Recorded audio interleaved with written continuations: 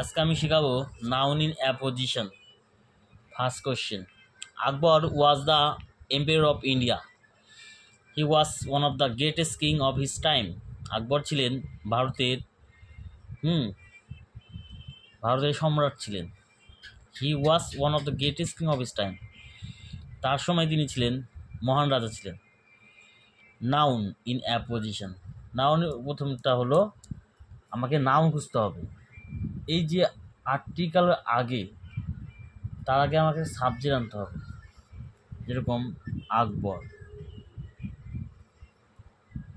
Article আগে auxiliary verb বসানো যাবে না। যেটা আর্টিকেল তার আগে অক্সিলারি, তার জন্য একটা কমা দিতে হবে, ঠিক আছে। তারপরে দ্য এম্পায়ার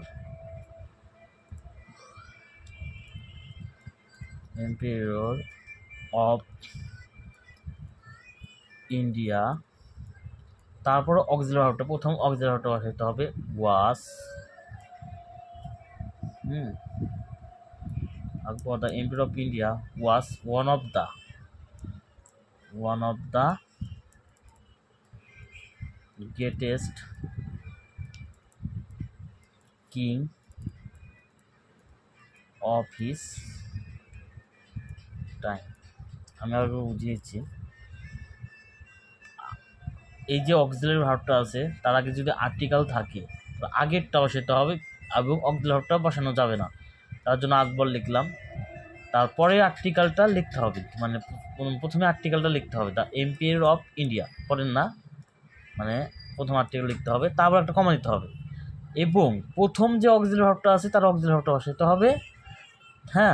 সাবজেক্টটা বসাতে হবে না, সেকেন্ড সাবজেক্টটা, অক্সিলারি ভার্বটা বসাতে হবে। তারপর লিখলাম one of the greatest king of his time, ঠিক আছে। এবার পরেরটা আছে রামচন্দ্র। তাহলে আমরা প্রথম রামচন্দ্র লিখব, রামচন্দ্র। তারপর ঠিক আছে, ওই যে প্রথম আর্টিকেল বসাইতে হবে, তারপর তার আগে কমা দিতে হবে the son of Dasharath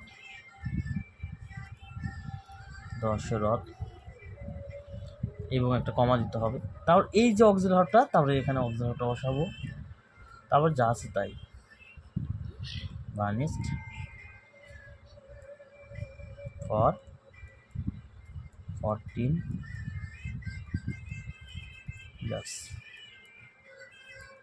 next question, এটা তোমাদের বাড়ির কাজ দিলাম, হোমওয়ার্ক দিলাম, তোমাকে দেখাবা। Benares is a city of temples, it stands on the Ganga. ঠিক আছে, বাড়ির কাজ থাকবে, পরটা করাচ্ছি। এতক্ষণগুলো অক্সিলারি ভার্বটা করালাম, তারপর একটা মেন ভার্ব থাকলে কি হয়। Rabindranath won the Nobel prize for his Gitanjali, it is a bunch of beautiful lyrics. Rabindranath Nobel prize জিতেছিল গীতাঞ্জলির জন্য, it is a bunch of beautiful lyrics, একটা সুন্দর লিরিক্স, গীতিকাব্য ছিল অনেক সংখ্যক, ঠিক আছে। আমাকে মেন ভার্ব যখন থাকবে তখন আমাকে প্রথম রবীন্দ্রনাথই মেন ভার্ব থাকলে প্রথমটাই ফুল স্টপ অবধি সম্পূর্ণটা লিখতে হবে, মানে এখান থেকে এই অবধি আমাকে লিখতে হবে। রবীন্দ্রনাথ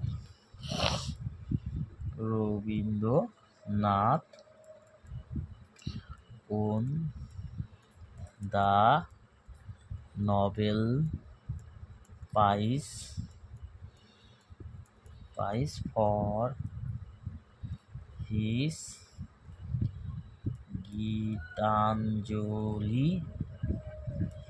হিজ গীতাঞ্জলি লিখতে হবে। তারপর আমাকে লিখতে হবে won the Nobel prize for his Gitanjali. তারপর আমরা করলাম, করার পরে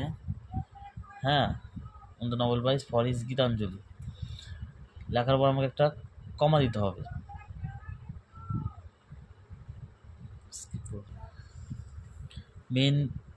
যখন মেন ভার্ব থাকবে তখন আমার সম্পূর্ণ সেন্টেন্স লিখতে হবে, তারপর একটা আমার কমা দিতে হবে, তারপরে এই সাবজেক্ট বসবে না এবং অক্সিলারি ভার্বটা বসবে, তারপর সম্পূর্ণ লিখতে হবে a bunch a beautiful lyrics, LYRICS। তো বলছি Nehru was the founder of modern India, he was a great leader.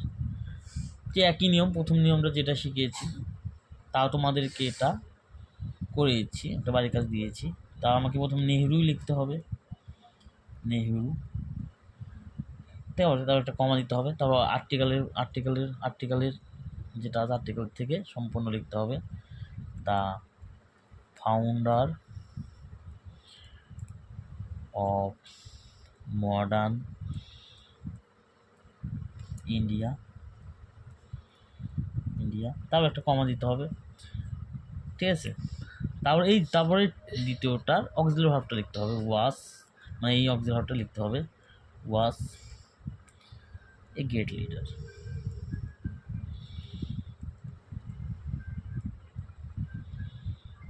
এই আমাদের আজকে নাম নেওয়া পর্যন্ত শেখা হলো। যদি ভালো লাগে লাইক করে দিও, সাবস্ক্রাইব করে দিও,